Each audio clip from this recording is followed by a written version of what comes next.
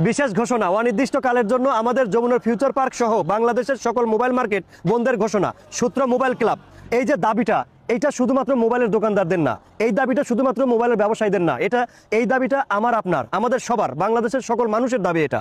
এই যে মোবাইল দোকানদাররা তারা যে ব্যবসা বন্ধ করে দিছে, দোকান বন্ধ রাখছে অনির্দিষ্টকালের জন্য, এতে কিন্তু তারা বেশি ক্ষতিগ্রস্ত হচ্ছে, তারপরেও তারা আমাদের হয়ে কাজ করছে।